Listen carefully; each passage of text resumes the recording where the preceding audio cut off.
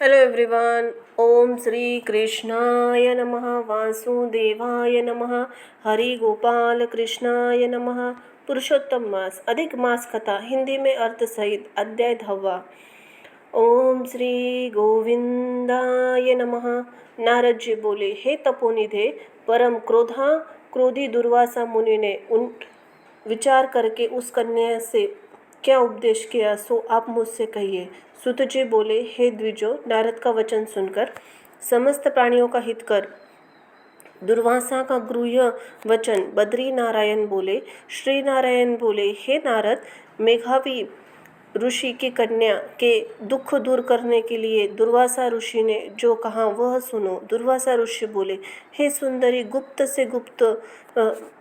से भी गुप्त उपाय मैं तुझसे कहता हूँ। यह विषय किसी से भी कहने योग्य नहीं है, तथापि तेरे लिए मैंने यह विचार किया है। ये विस्तार पूर्वक न कहकर तुझे संक्षेप में कहता हूँ। हे सुभागे, इस मास में तीसरा मास जो आवेगा वह पुरुषोत्तम मास है। इस मास में तीर्थ में स्नान कर मनुष्य भ्रूण हत्या से भी छूट जाता है। हे सुंदरी, कार्तिक आदि 12 महीनों में से इस पुरुषोत्तम मास के बराबर कोई मास नहीं है। जितने भी मास तथा पक्ष और पर्व है, सब पुरुषोत्तम मास 16वीं कला के बराबर भी नहीं है। वेदांत साधन और जो परम पद प्राप्ति के साधन है, वे भी इस मास की 16वीं कला के बराबर नहीं है।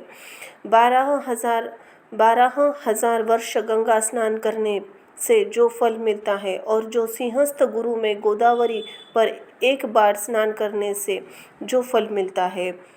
हे सुंदरी, वह पुरुषोत्तम मास में किसी भी तीर्थ पर एक बार स्नान करने से मात्र फल मिल जाता है। हे बाले, यह मास श्री कृष्ण को अत्यंत प्यारा है और नाम से ही यह भगवान का स्मारक है। इस मास में पुरुषोत्तम भगवान की सेवा पूजा करने से समस्त कामनाएं सिद्ध होती है। अंततः इस पुरुषोत्तम मास को तू शीघ्र व्रत कर। पुरुषोत्तम भगवान की तरह प्रसन्नपूर्वक मैंने भी इस मास की सेवा की है।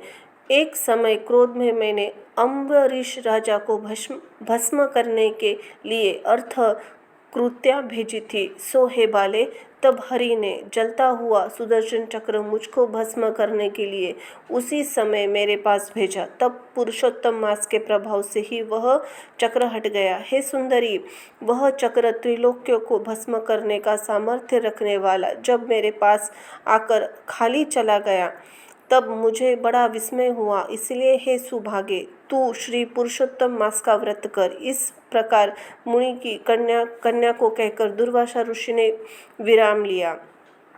श्री कृष्ण बोले, हे राजन, दुर्वासा का वचन सुन। भावों की प्रबलता के कारण अनुसैया से प्रेरित वह कन्या मूर्खतावश दुर्वासा से बोली।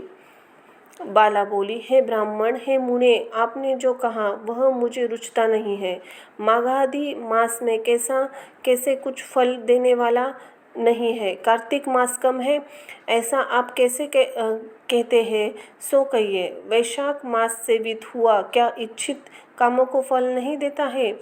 सदाशिव आदि से लेकर सब देवता की सेवा करने पर क्या फल नहीं देते हैं। अथवा पृथ्वी पर प्रत्यक्ष देव, सूर्य और जगत की माता देवी क्या सब कामनाओं को देने वाली नहीं है। श्री गणेश क्या सेवा पाकर इच्छित वर नहीं देते। व्याप्तिपात आदि योगों को, स्वर आदि देवताओं को भी सबको उल्लंघन करके पुरुषोत्तम मास की प्रशंसा करते। क्या आपको लज्जा नहीं आती। यह मास तो बड़ा मलिन और सब कामों में निंदित है। हे मुने, इस रवि की संक्रांति से रहित मास को आप श्रेष्ठ कैसे कह सकते हैं। सब दुखों को छुड़ाने वाले परम श्री हरि को मैं जानती हूँ। हे देव, दिन रात श्री हरि का चिंतन करती मैं जगत जानकीपति राम और पार्वतीपति शंकर के सिवाय किसी को भी नहीं देखती हूँ। हे विपत्र, अन्य कोई भी देवता ऐसा नहीं है जो मेरे इस दुख को दूर करे। अंततः हे मुने, आप इन सब फलदाताओं को छोड़कर कैसे मैं इस मल मास की स्तुति आप कर रहे हो। इस प्रकार ब्राह्मण की कन्या का कहा हुआ सुनकर दुर्वासा मुनि शरीर से एकदम ज्वालल्यमान हो गए और नेत्र क्रोध से लाल हो गए। इस प्रकार क्रोध आने पर भी कृपा करके मित्र की कन्या को शाप नहीं दिया और सोचने लगे कि यह मूर्ख हित है, हित और अहित को नहीं जानती है, अभी बुद्धि इसकी पूर्ण नहीं है, पुरुषोत्तम मास के महात्म्य का विद्वानों को भी पता नहीं है, तो थोड़ी बुद्धि वाले पुरुष और विशेष करके कुमारियों को तो ही कैसे कहाँ हो सकता है। यह कुमारी कन्या माता पिता से दुख अग्नि से जल रही है, अंत ही अति उग्र मेरे शाप को कैसे सहन कर सकती है। इस प्रकार सोचकर कृपा मन से उठे क्रोध को शांत किया और स्वस्थ होकर दुर्वासा मुनि उस अति विहल्य कन्या से बोले। दुर्वासा ऋषि बोले, हे मित्र की पुत्री, तेरे ऊपर मेरा कुछ भी क्रोध नहीं है। हे निर्भाग्ये, जो तेरे मन में आवे वैसा ही कर। हे बाले, और कुछ भविष्य कहता हूँ सुन। पुरुषोत्तम मास का जो तूने निरादर किया है उसका फल तुझे अवश्य मिलेगा, इस जन्म में मिले अथवा दूसरे जन्म में मिले। अब मैं नर नारायण के आश्रम जाऊंगा। तेरे पिता मेरा मित्र था, इसलिए मैंने तुझे शाप नहीं दिया है। तू बाल भाव के कारण अपने शुभाशुभ तथा हितादिहित को नहीं जानती। शुभाशुभ भविष्य को कोई टाल नहीं सकता है। अच्छा, हमारा बहुत समय व्यतीत हो गया, अब हम जाते हैं, तेरा कल्याण हो। श्री कृष्ण बोले। ऐसा कहकर महाक्रोधी दुर्वासा मुनि शीघ्र चले गए।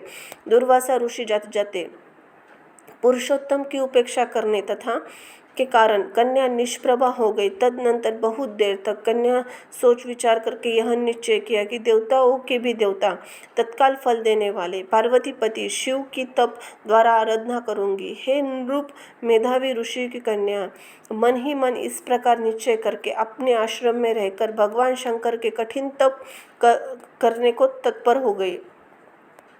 सूत जी बोले, बहुत फलों के दाता लक्ष्मीपति को और वैसे ही सावित्रीपति ब्रह्म को छोड़कर एवं दुर्वासा के प्रबल वचन की निंदा कर वह ऋषि की कन्या अपने आश्रम में ही अंधक को मारने वाले शंकर की सेवा करने के लिए तत्पर हो गई।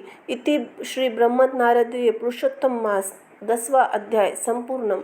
ओम श्री वासुदेवाय नमः। गोपाल गोविंदाय नमः। धन्यवाद।